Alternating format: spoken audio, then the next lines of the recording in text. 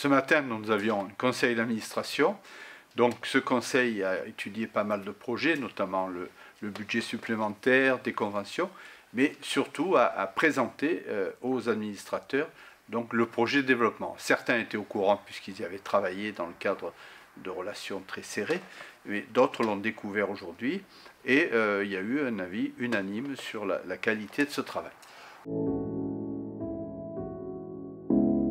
Alors, nous avons toujours eu une vue stratégique par rapport à notre développement, mais cette vue stratégique, elle n'était formalisée que par des lignes directrices, des objectifs plus ou moins élaborés.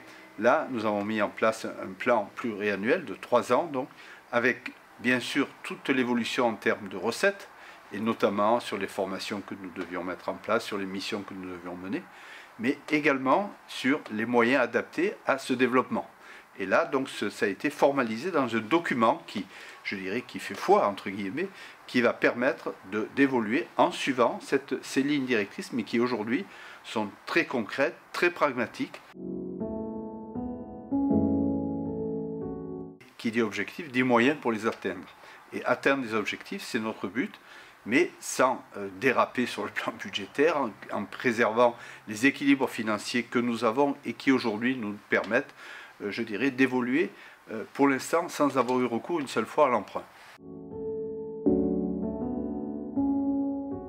La formation dans le domaine donc, de l'école de formation évolue forcément, puisqu'il y a des stratégies, il y a des doctrines qui s'imposent aujourd'hui. Et là, il faut que nous arrivions à répondre aux besoins émergents que d'autres départements pourraient avoir, ceux qui ne sont pas encore adhérents de l'entente, mais qui pourraient le devenir.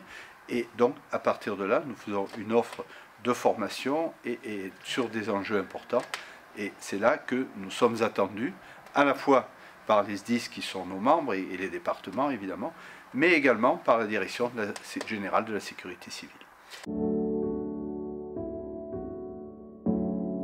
Le schéma a été monté, bien sûr sous l'égide de nos cadres, hein, le directeur général, le directeur adjoint, qui a un rôle essentiel dans l'élaboration de ce document, bien sûr moi-même qui ai apporté effectivement une touche, mais également par d'autres élus qui sont venus travailler avec nous là-dessus, et ensuite par le personnel. Il a été diffusé à tout le personnel, après des explications aux représentants du personnel, et donc ensuite à l'ensemble du personnel, il y a eu effectivement, je dirais, l'adhésion de l'équipe qui va travailler sur ces dossiers-là.